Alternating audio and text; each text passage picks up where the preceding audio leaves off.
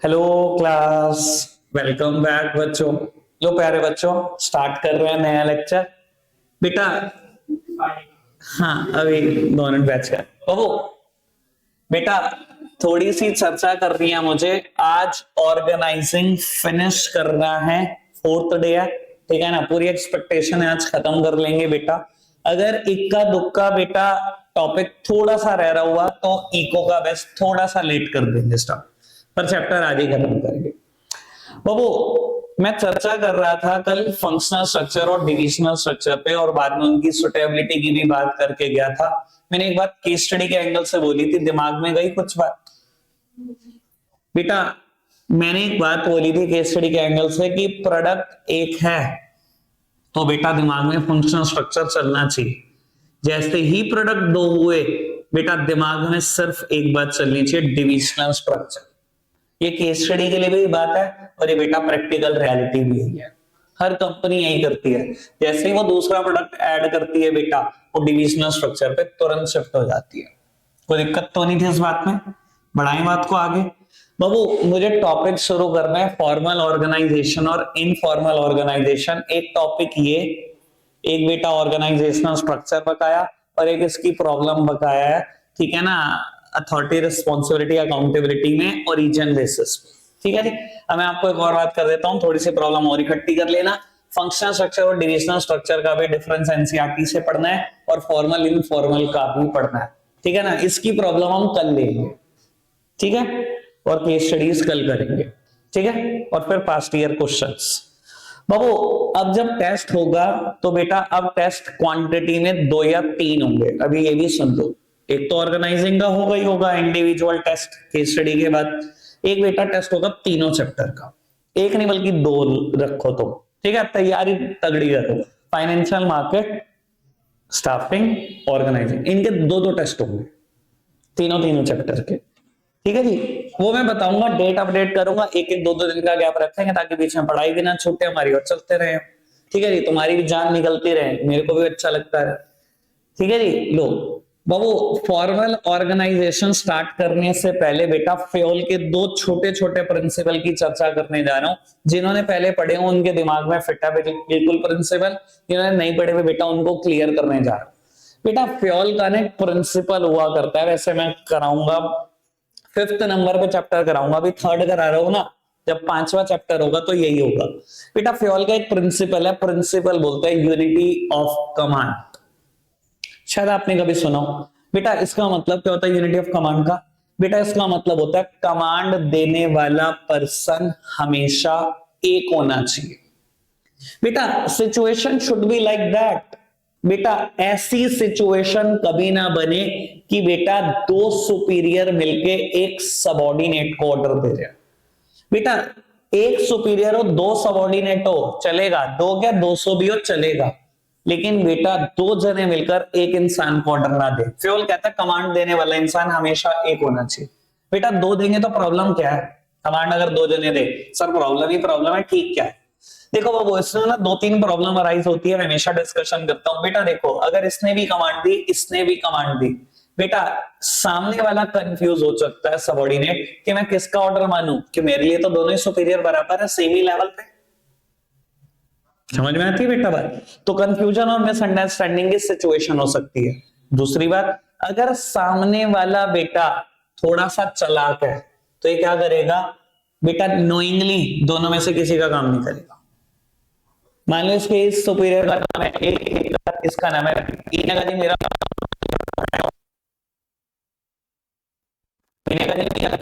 Sir मैं नहीं बता रहा था, काम किसी का भी नहीं। देखो कंफ्यूजन मिसअंडरस्टैंडिंग हो सकती है। तीसरी बात सर,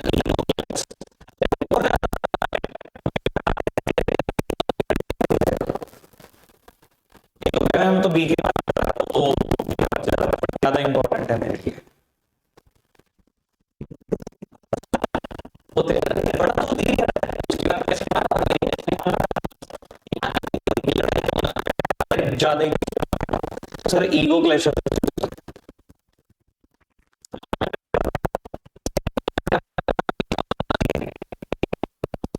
मैं आती बेटा बाबू, एक और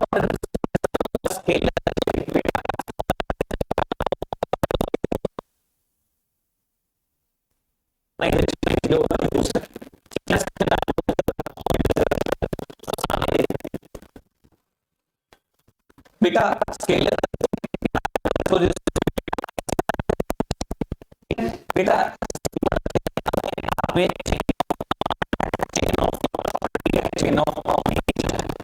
ये चेन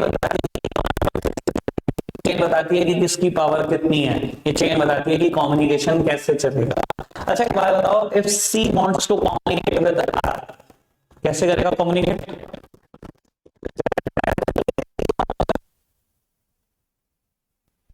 कहती है घूम के जाओ, पूरा पूरा नुमेस के हम टाप के जाओ। बेटा स्केलर चेन का कहना यह है कि आप अलग अलग लाइंस ऑफ अथॉरिटी हो, ठीक है ना। कहने के लिए अगर बड़ा सिंपल कर रहे हैं, समझ लो ये प्रोडक्शन डिपार्टमेंट है, ये सेल्स डिपार्टमेंट है। प्रोडक्शन डिपार्टमेंट में काम कर रहा है एक नॉर्मल सा एम्प्लॉई, सेल्स डिपार्टमेंट में काम कर रहे एक नॉर्मल से एम्प्लॉई से क्या बात करना चाहता है, तो आपको कभी डायरेक्ट बात ही नहीं करने देंगे कि आपका क्या जरूरत है आपको डायरेक्ट बात करने की। आप प्रोडक्शन डिपार्टमेंट के एम्प्लॉई हो, वो सेल्स डिपार्टमेंट का एम्प्लॉई है, ठीक है। परचेज मैनेजर हो, सेल्स मैनेजर होते हैं, प्रोडक्शन मैनेजर सेल्स मैनेजर होते हैं, फिर भी जरूरत है बात करने की। आपको क्या जरूरत है? अच्छा है, बहुत जरूरत है बात करने की। चलो सबको बताओ क्या बात करनी है। समझ में आ रही बेटा? ये अपने सुपीरियर को बताएगा, फिर अपने सुपीरियर, ये कहानी चलती जाएगी, ठीक है जी, ऐसे ही है। अच्छा ये बताओ, अच्छा बी का सुपीरियर कौन है ये बताना। ए अनपढ़ वाली बात कब से करने लगे तो बेटा सिर्फ ही बेटा ओ बी, डी का सुपीरियर सी बी ए ओ, डी का इमीडिएट सुपीरियर और सी का सबऑर्डिनेट और बी का सबऑर्डिनेट, सी और डी दोनों। समझ में आ रहा है ना किसकी पावर कितनी है? सबसे ज्यादा पावर किसके डायग्राम में? Obviously D. अच्छा ओ फिर ठीक है ओ, अच्छा ये ऐसी बात है क्या बाबू? अच्छा एक बात बताओ, सी एस से बात कर सकता है, अलाउड होता है? ऐसे भी करना चाहे सी एस से बात कर सकता है। क्या करना है? तेरे से लोअर लेवल वाला एम्प्लॉय, पहली बात। दूसरा अलग अलग डिपार्टमेंट में बातें क्या करनी है, कभी अलाउड नहीं होता बाबू। ऐसा फ्योल बोला करता था, scalar chain is a strict practice, scalar chain strictly follow करना चाहिए। लेकिन in the case of emergency you can use gang plank. Emergency हो तो गैंग प्लैंक यूज कर सकते हो। बेटा गैंग प्लैंक का मतलब क्या होता है? अपने सामने वाले लेवल से बात कर सकते हो इमरजेंसी के टाइम पर। सर इसका मतलब ये नहीं होता, देखो बुक्स बहुत उल्टा पुल्टा करती हैं प्राइवेट राइटर, वो क्या करते हैं गैंग प्लैंक क्यू तक भी बना देंगे, एस तक भी बना देंगे। भाई गैंग प्लैंक का मतलब किसी हाल में नहीं होता, चाहे इमरजेंसी है, लोअर लेवल से आप कभी बात नहीं करोगे, अपर लेवल से कभी बात नहीं करोगे, अपने सामने वाले लेवल तक ही रहो, ठीक है जी, समझ में आती है बात। लेकिन strict practice scalar chain. Gang plank का है बेटा सिर्फ इमरजेंसी में इस्तेमाल होने वाली चीज, ठीक है जी। अब मेरी तरफ से बेटा जितनी इसकी जरूरत थी मैंने उतनी बता दी, बाकी करेंगे जब चर्चा करेंगे। अब बेटा आ जाते हैं फॉर्मल और इनफॉर्मल पर, खत्म करते हैं इसको। बेटा फॉर्मल वर्सेस इनफॉर्मल ऑर्गेनाइजेशन, क्या मतलब है बेटा फॉर्मल ऑर्गेनाइजेशन का, इनफॉर्मल ऑर्गेनाइजेशन का? बेटा फॉर्मल ऑर्गेनाइजेशन वही ऑर्गेनाइजेशन है जो टॉप लेवल जानबूझकर क्रिएट करता है, नोइंगली क्रिएट करता है, स्पॉन्टेनियसली क्रिएट करता है। ये वही ऑर्गेनाइजेशन है बेटा जो रूल्स और रेगुलेशन पर बेस्ड है, जो डिवीजन ऑफ वर्क पर बेस्ड है, जो अथॉरिटी रिस्पॉन्सिबिलिटी अकाउंटेबिलिटी पर बेस्ड है, जो सुपीरियर सबऑर्डिनेट रिलेशनशिप पर बेस्ड है, जो यूनिटी ऑफ कमांड पर बेस्ड है, जो स्केलर चेन पर बेस्ड है। सिर्फ टॉप लेवल ने बनाई है जानबूझकर, और इसका ऑब्जेक्टिव सिर्फ एक, ऑर्गेनाइजेशनल ऑब्जेक्टिव अचीव हो, ठीक है। तो बेटा ये कौन सी ऑर्गेनाइजेशन है? बेटा ये वो ऑर्गेनाइजेशन है जो इंसान अपनी बातों की वजह से जन्म दे देता है। बेटा इंसान है, सोशल बीइंग है, बिना बात करे रह सकता है? नहीं रह सकता, उसकी अपनी कुछ सोशल नीड भी है, ठीक है ना, ठीक है, फाइनेंशियल नीड है, उसको पूरे करने के लिए आता है आपकी ऑर्गेनाइजेशन में टॉप लेवल पर। बेटा उसकी कुछ सोशल नीड भी है, बिना बोले नहीं रह सकता, तो बेटा वो बात करता है। अब बेटा बात करता है, अपने टेस्ट के पर्सन ढूंढता है, ठीक है ना, अपने रिलीजन के पर्सन ढूंढता है, किसी टाइम पर अपने कास्ट के लोग ढूंढता है, किसी टाइम पर अपने जैसे नेचर के लोग ढूंढता है। बेटा बातें करते करते दोस्ती हो जाती है, और बेटा वही दोस्ती इनफॉर्मल ऑर्गेनाइजेशन को जन्म देती है। समझ में आती है बेटा बात? बाबू क्या इसी ऑर्गेनाइजेशन का कोई पर्पस है? बेटा ये ऑर्गेनाइजेशन किसी पर्पस के लिए नहीं बनी, ये सोशल जरूरतें पूरी करने के लिए बनी है। ठीक है ना। दोस्त कैसे बनते हैं हमारे, आप कभी सोचो जिंदगी में? स्कूल जाते हैं, बात बहुत सारे दोस्त बहुत सारे लोगों से करते हैं, लेकिन कुछ होते हैं ना स्पेशल, हमारे जैसे, हमारे बिहेवियर जैसे, हमारे नेचर जैसे दोस्त बन जाते हैं। कब बन गए पता नहीं लगता। सर ये इनफॉर्मल ऑर्गेनाइजेशन है, सुन लो बेटा। अच्छा टॉप लेवल कभी चाहेगा ये क्रिएट हो? नहीं बेटा, क्योंकि ये बहुत डिस्टर्बेंस करती है फॉर्मल ऑर्गेनाइजेशन में।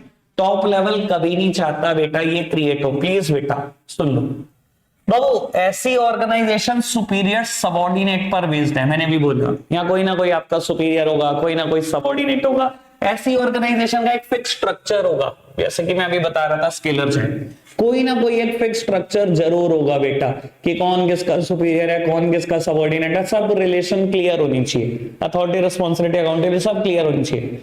सर ऐसी ऑर्गेनाइजेशन का ना तो कोई पर्पस है, ना ये जानबूझकर क्रिएट की गई। ठीक है, टॉप लेवल ने क्या किया, मान लो हमारा स्कूल है, top level principal, vice principal, उन्हें क्लास बना दी, क्लास 12, एक एज के बच्चे, एक ग्रुप के बच्चे, सब एक जगह पर। सर ये आपने जानबूझकर क्रिएट करी ऑर्गेनाइजेशन। ठीक है जी, आपने सुपीरियर भी बना दिया, हमारे कोई मॉनिटर भी बना दिया, कोई प्रिंसिपल बना दिया, ठीक है जी, हमें समझ में आती बात। लेकिन जब लंच टाइम होता है सर, कोई सुपीरियर सबऑर्डिनेट रिलेशनशिप नहीं। हो सकता है बेटा आप 12th क्लास में आपके दोस्त 11th के बच्चे, हो सकता है जब आप 11th में थे आपके बच्चे 10th के भी दोस्त थे और 12th क्लास के भी दोस्त थे। सर वो ऑर्गेनाइजेशन इनफॉर्मल ऑर्गेनाइजेशन है क्या? कभी कोई उसका स्ट्रक्चर हो सकता है? बेटा उसका कोई स्ट्रक्चर नहीं है। कोई भी किसी से भी किसी भी डायरेक्शन में बात करो, कोई सुपीरियर सबऑर्डिनेट होता है क्या इनफॉर्मल ऑर्गेनाइजेशन में? हाँ, अगर फिर भी बोलने का मन करे तो बेटा लीडर फॉलोअर होता है। एक इंसान होता है जिसको लीड करने की आदत होती है, दोस्तों में भी। हाँ, उसकी बात कोई नहीं टालता, वो अपने बिहेवियर से सबको इन्फ्लुएंस रखता है। ठीक है ना जी। मैं आपको अपनी दोस्ती की कहानी बताऊंगा, तो मेरी तो दोस्ती की कहानी बहुत अच्छी है। मेरे घर वाले ही बोलते हैं, मेरे तो कभी मेरी एज के दोस्त ही नहीं हुए, ये तो बहुत छोटे छोटे, ये स्टूडेंट ही हुए। आकाश भाई को देख लो, ठीक है ना। आकाश मुझसे बहुत छोटा होगा, शायद 8-9 साल। ठीक है, या मेरे फ्रेंड ने, मैंने पहले भी बताया था बैच में, उनके मेरे जितने 2 बच्चे हैं और मैरिड है। मेरे एक फ्रेंड है ऐसे भी। तो सर दोस्ती में कोई सुपीरियर सबऑर्डिनेट थोड़ी होता है। ठीक है ना जी, बात समझ में आती है? क्लियर है बेटा इतनी बात पक्का से? अच्छा एक बात बताओ मेरे को, अब गैस करने वाली बात शुरू। अब मैं कुछ चीजें आपसे पूछना शुरू करूंगा, आप बताओ मेरे को, ज्यादा अच्छा कम्युनिकेशन, ज्यादा तेज कम्युनिकेशन, फास्ट कम्युनिकेशन कहाँ होता होगा, फॉर्मल है फॉर्मल? सर हमेशा यहाँ बेटा, अगर आप फॉर्मल में फास्ट कम्युनिकेशन की बात कर रहे हो, सी ने आर से बात करनी है, ये फास्ट कम्युनिकेशन है आपके हिसाब से? सारी दुनिया को, मोहल्ले को बता दो पहले, ठीक है ना। आर को पता नहीं लग रही, जो आर को पता नहीं है बात, ठीक है। सर हमेशा फास्ट कम्युनिकेशन यहाँ होता है, कोई डायरेक्शन तो है नहीं, किससे बात करनी, कर दो बात। अच्छा र्यूमर्स कहाँ फैलते होंगे ज्यादा, फॉर्मल इनफॉर्मल? ऑब्वियसली बात है यहाँ भाई, यहाँ टॉप लेवल तभी तो जान के बीच में इन्वॉल्व है कि कोई बात गलत ना फैल जाए। पहले हमें बताओ क्या बात करनी है। सर यहाँ तो जब जितनी तेज कम्युनिकेशन है उतनी जल्दी र्यूमर भी फैलेंगे। पता नहीं है ठीक है कि नहीं, बस फैल जाएगी बात। समझ में आती है बेटा? क्या ऐसी ऑर्गेनाइजेशन का कभी कोई स्ट्रक्चर हो सकता है? नहीं बेटा, ऐसी ऑर्गेनाइजेशन का एक फिक्स स्ट्रक्चर होता है। अच्छा ये बताओ मेरे को फटाफट से, ऑर्गेनाइजेशनल ऑब्जेक्टिव कहाँ अचीव होंगे, फॉर्मल में और इनफॉर्मल में? सेविका का दिमाग खनकने लग गया क्योंकि मैंने पिछली बार से डांटा था। बाबू फॉर्मल और इनफॉर्मल दोनों में बेटा बच्चे का भी दिमाग, किसी भी एक नॉर्मल पर्सन का दिमाग खराब हो जाता है। इनफॉर्मल में कैसे ऑब्जेक्टिव अचीव हो सकते हैं? सर होते देखो, इसका तो पर्पस ही ऑर्गेनाइजेशनल ऑब्जेक्टिव अचीव करना है। सर यहाँ तो होंगे ही होंगे विदाउट एनी डाउट, पर बेटा यहाँ भी ऑर्गेनाइजेशन के ऑब्जेक्टिव अचीव हो जाते हैं। बेटा इंसान कह रहा है क्या बात कर रहे हो, इसका तो कोई पर्पस नहीं होता। सर चाहे पर्पस नहीं होता, पर यहाँ आपकी बेटा सोशल जो नीड्स हैं वो भी पूरी होती है, ऑर्गेनाइजेशनल गोल्स भी अचीव हो जाते हैं। बेटा कैसे, सुनो मैं कहता हूं बेटा, मैंने पिछली बार भी ऐसे ही एग्जांपल से क्लियर किया था बेटा, एक इंसान आज ऑर्गेनाइजेशन में 4 दिन के बाद आया, वो इसलिए 4 दिन के बाद आया क्योंकि उसकी रिलेशन में उसके घर में एक डेथ हुई है, ठीक है जी बाबू। और टॉप लेवल आपकी इंटरपर्सनल रिलेशनशिप को कोई जोर नहीं देता, वो कहता है आपके इंटरपर्सनल रिलेशनशिप ऑर्गेनाइजेशन के बाहर है, वो बाहर निभाओ, हम नहीं जानते आपको, आओ और काम करो, चुपचाप से काम करते रहो, चले जाओ 7-8 घंटे काम करो, ठीक है जी बेटा। बी और आर मैं कहता हूं बेस्ट फ्रेंड है, ठीक है। इस सिचुएशन में बी चाहता है कि यार उसके पास रहे कुछ देर, थोड़ा उसका मन हल्का हो जाए और वो काम में ध्यान लगा लेगा बाद में।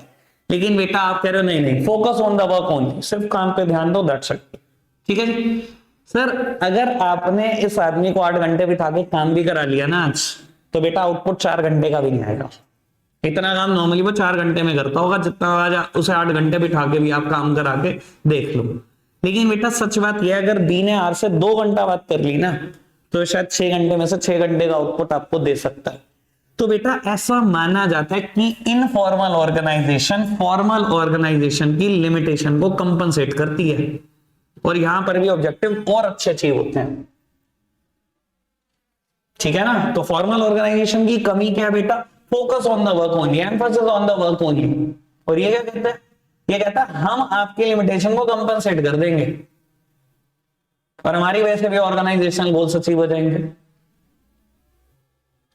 समझ में आ रही है बेटा बात, पक्का से कोई दिक्कत तो नहीं इस बात में बेटा। सबसे पहले इनफॉर्मल ऑर्गेनाइजेशन हम पढ़ना शुरू करेंगे, निकालना पहले बेटा डेफिनेशन दी गई होगी, फटाफट से निकालो इनफॉर्मल ऑर्गेनाइजेशन। बेटा इनफॉर्मल ऑर्गेनाइजेशन की डेफिनेशन पढ़ना, क्या कहता है, informal organisation is an aggregate of interpersonal relationship without any conscious purpose but which may contribute to joint results. मेरी तरफ देखो प्लीज बेटा, कहता है इनफॉर्मल ऑर्गेनाइजेशन क्या है, is an aggregate of interpersonal relationship, ये आपकी इंटरपर्सनल रिलेशनशिप पर बेस्ड एक ऑर्गेनाइजेशन है, विदाउट एनी कॉन्शियस पर्पस, जिसका अपने आप में कोई पर्पस नहीं होता, but which may contribute to joint result, लेकिन देता ज्वाइंट रिजल्ट है। ज्वाइंट रिजल्ट मतलब सर सोशल नीड भी सेटिस्फाई कर देगा आपकी और ऑर्गेनाइजेशनल गोल्स भी अचीव कर देगा, ज्वाइंट रिजल्ट देगा, पर्पस कोई नहीं है पर फिर भी डबल रिजल्ट आते हैं इसके। सर दोस्ती करी थी पर्पस के लिए करी थी क्या, दोस्ती तो पर्पस के लिए नहीं करी थी, पर रिजल्ट दोनों आते हैं, ठीक है ना। विशेष भाई अपनी बातें सबको नहीं बताते, ठीक है। हाँ जी बाबू बात समझ में आई आपको, ठीक है बेटा। सारे फीचर एडवांटेज डिसएडवांटेज पढ़ दो, अभी मैं बता रहा हूं डिसएडवांटेज में 1-2 प्रॉब्लम आएंगी, पूछ लेना, पढ़ सारी दो फटाफट से। एग्रीगेट ऑफ इंटरपर्सनल रिलेशनशिप मतलब आपके जितने पर्सनल रिलेशनशिप है सबका टोटल, और क्या।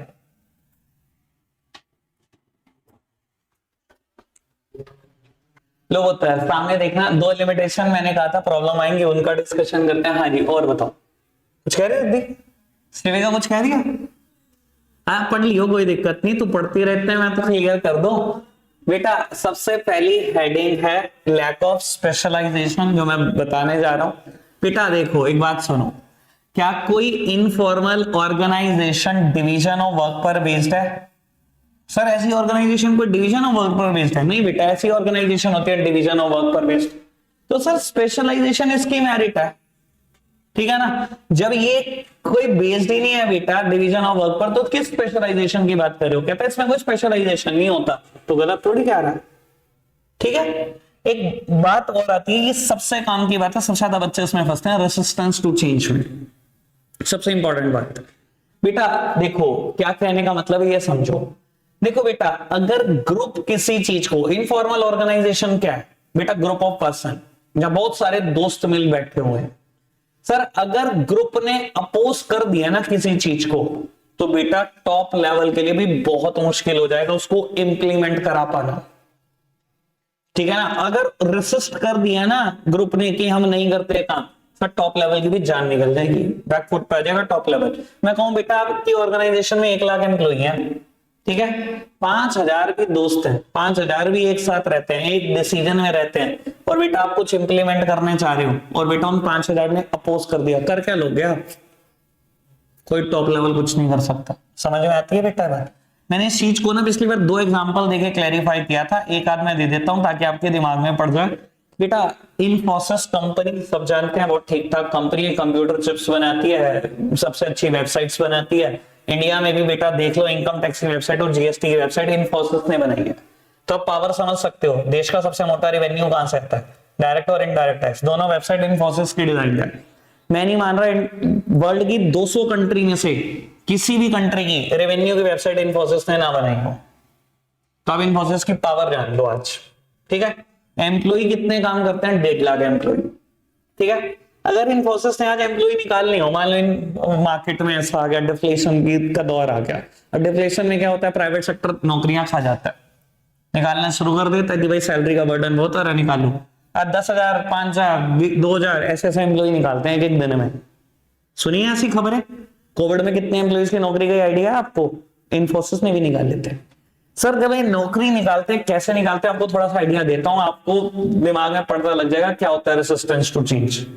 सर मान लो 500 लोगों की नौकरी खानी है, अब इनको पता है कि अगर अंदर चले गए 1.5 लाख एम्प्लॉय और उसके बाद हमने अनाउंसमेंट करी कि 500 लोगों की नौकरी जाएगी, सर बहुत मुश्किल होगा बाहर लेके आना उनको। समझ सकते हो बेटा, उनके दोस्त यार ग्रुप बैठा हुआ है अंदर, अगर उन्होंने अपोज किया तो बैकफुट पे टॉप लेवल ही जाएगा। 1.5 लाख लोग बैठे हुए अंदर, भाई 500 की तुम नौकरी खाओगे, 1.5 लाख को ये भी तो थ्रेट होगा, फिर तो हमारी भी जा सकती है, इनको निकाल रहे कभी हमें भी निकाल सकते हैं, सब अपोज करेंगे इस चीज को। कैसे करते हैं वो, सर सिस्टम होता है, कार्ड की एंट्री होती है, कार्ड स्वाइप करो गेट खुला, आप अंदर, कार्ड स्वाइप गेट खुला अंदर, ठीक है। जैसे आप कभी क्रिकेट मैच देखने गए हो तो क्रिकेट क्या होती है बेटा, ऐसे ही क्रिकेट की मैच की टिकट स्कैन होती हैं, ये सब कुछ ऐसे ही होता है बेटा। बहुत मेट्रो कार्ड देखे होंगे आपने, मेट्रो कार्ड लगाया गेट खुला आप अंदर, सेम ऐसी एंट्री होती है इन्फोसिस में। अब बाबू आपने कार्ड लगाया, कार्ड वर्क नहीं कर रहा, गेट नहीं खुल रहा, क्यों नहीं खुल रहा, क्योंकि डेटाबेस में से ना वो कार्ड डिलीट कर दिया जाता है जिसकी जॉब निकालनी है, ठीक है। वो डेटाबेस में से कार्ड डिलीट हो चुका है, वो स्कैन ही नहीं कर रहा। एचआर आगे खड़ा हो गया, सर आज कोई ना इशू आ रहा है, टेंशन मत लो आप, जिसका भी कार्ड नहीं चल रहा, यहाँ आ जाओ, मैं अभी दिखवा रहा हूँ, टेक्निकल इशू है, दिखाते हैं। करते करते सारे लोग अंदर हो गए, वो 500 लोग बाहर रह गए। बस जैसे ही सब लोग अंदर गए, क्या डायरेक्शन आती है सबको, यू आर फायर्ड, निकाल दिया। अरे तरीका है जॉब से निकालने का इन्फोसिस का, समझ में आता है ना बेटा। अगर ग्रुप पीछे पड़ गया तो भाई निकाल नहीं पाओगे आप। क्लियर है बेटा बात, समझ में आती है बात। चलो जी बात को आगे बढ़ाते हैं, फॉर्मल ऑर्गेनाइजेशन पर वापसी कर जाओ 1 मिनट के लिए। बेटा सभी फीचर, एडवांटेज और डिसएडवांटेज एक बार पढ़ दो, एक आध प्रॉब्लम आएगी वो मैं बता दूंगा। स्टेबिलिटी वाली बात प्रॉब्लम आएगी, शायद फीचर का 5th पॉइंट है, ड्यू टू यूओसी वाली, बस वो प्रॉब्लम आएगी, फिर मैं बताता हूँ। बाबू एक लिमिटेशन में हेडिंग है बैक ऑफ इनिशिएटिव, और एक बेटा फीचर का 5th पॉइंट ड्यू टू यूओसी वाला लिखा हुआ है ना 5th पॉइंट, है ना। हाँ ये मैं बताता हूँ, दोनों बताता हूँ बेटा, आप प्लीज सामने देखना। सर बैक ऑफ इनिशिएटिव की क्या बात है ये समझो बेटा। मैं कहता हूँ स्केलर चेन फॉलो कर रही है ऑर्गेनाइजेशन, फॉर्मल ऑर्गेनाइजेशन है, कोई ना कोई स्ट्रक्चर जरूर होगा, मान लो स्ट्रक्चर ही है, ठीक है। सी के दिमाग में एक आइडिया है, ठीक है ना, that saves a lot of cost of organisation, ठीक है जी। सी ने वो आइडिया कम्युनिकेट कर दिया बी को कि ये आइडिया को इंप्लीमेंट करना चाहिए, बी ने ए को, ए ने ओ को, ओ ने वो आइडिया पूरी ऑर्गेनाइजेशन में इंप्लीमेंट कर दिया, और बेटा साल भर में करोड़ों रुपए बचने लगे, ठीक है बेटा। स्कूल सॉरी ऑर्गेनाइजेशन का एनुअल डे प्रोग्राम है, ठीक है ना, जैसे स्कूल्स में होता है बेटा। सामने बुलाया ओ ने ए को, क्योंकि ओ को तो ये पता है कि उसको ए ने आइडिया दिया, उसने ए को बुलाया और बेटा कुछ स्लैक्स का चेक और मोमेंटो और पता नहीं क्या क्या देके एप्रिसिएशन वर्ड्स बोल बोल के, तारीफें कर करके उसको तो बस रजा दिया। बेटा ए के दिमाग में इतना होगा कि वो कभी बोल नहीं पाएगा ये आइडिया बी का था, क्योंकि इतना एप्रिसिएशन मिल रहा है, इतना रिवॉर्ड मिल रहा हो, बर्दाश्त ही नहीं होता कि किसी और को मिल जाए, मुझे मिल रहा तो मुझे मिलता रहे। बेटा ए ने कभी बताया ही नहीं कि वो आइडिया बी का था, जब बी तक बात नहीं पहुंची तो बी कैसे बता देगी सी का था। ए वो रिवॉर्ड लेकर चलता बना। बेटा अगली बार कोई आइडिया सी या बी के दिमाग में स्ट्राइक करेगा, कभी वो बताएंगे। This is back of initiative. कि आप इनिशिएटिव लेना बंद कर देते हो फॉर्मल ऑर्गेनाइजेशन में। क्यों? क्योंकि बेटा आपके क्रिएटिव टैलेंट का आपको रिवॉर्ड ही नहीं मिला, दिमाग आपका था, मजे कोई और ले गया। समझ में आई बेटा बात? तुम हर चीज को उल्टा क्यों सोचते हो? अपनी गर्लफ्रेंड में ना सोचा करो सारी बातें। ठीक है जी बेटा, बात क्लियर हुई है आपको? बाबू अब फीचर का 5th पॉइंट पढ़ना बेटा। देखो, फॉर्मल ऑर्गेनाइजेशन ज्यादा स्टेबल होती हैं as compare to a informal one. ऐसा क्यों बोला जाता है बेटा? यूओसी का मतलब खैर वहां यूनिटी ऑफ कमांड है। ऐसा क्यों होता है बेटा? देखो, आप अपनी जिंदगी में भी इन चीजों को महसूस करते हो, बस आपको पता नहीं होता। देखो एक बात बताओ, मैं कहता हूं क्लास 12th ए या 12th बी आपके स्कूल की intentionally designed bye top level, ठीक है, कितनी स्टेबल ऑर्गेनाइजेशन है सर? कभी ऐसा हुआ टूटकर बिखर गई पूरी पूरी क्लास, या बच्चे छोड़कर चले गए, या कुछ हो गया? सर कभी भी नहीं होता, कभी भी नहीं होता। पर आपके ग्रुप के हालात बताऊं, ठीक है ना? मैं हमेशा बोलता हूं, मैं बैच में आते हुए देखता हूं 2 दोस्तों को आ रहे हैं, ठीक है ना, या 4 का ग्रुप है या 5 का ग्रुप है, बेटा एक दूसरे से लड़कर बैठा है, 3 महीने में दोस्त बदल गए हैं, ठीक है ना, फिर दूसरे 2 ने आना शुरू कर दिया, ठीक है जी, फिर लड़ बैठे, फिर तीसरे के साथ आना शुरू कर दिया। सर 1 साल में इनफॉर्मल ग्रुप 4-4 5-5 बदल जाते हैं, जबकि फॉर्मल ग्रुप सर कभी भी नहीं बदल सकता। तो बेटा टॉप लेवल जो ऑर्गेनाइजेशन डिजाइन करता है ये ज्यादा स्टेबल होती है, जबकि बेटा इनफॉर्मल ऑर्गेनाइजेशन ज्यादा स्टेबल नहीं होती। आज हमारा किसी के साथ ऑरा मैच कर रहा है, नेचर मैच कर रहा है, तो आज ठीक है, आज उसके साथ वाइब मैच कर रहे, चल रहे हैं उसके साथ। कल को हमें लगता है बेकार हो गया, तो टॉक्सिक हो गया, जनरेशन बहुत खराब है ना ये, इन्हें थोड़े दिन में लगता है कि इंसान टॉक्सिक हो गया, ठीक है, दूसरे के साथ वाइब करने लगते हैं। ठीक है जी, बात समझ में आती है बेटा? बात क्लियर हुई? Formal informal organisation. बाकी काम कल देखेंगे बेटा, आज के लिए इतना ही रखते हैं। बाय।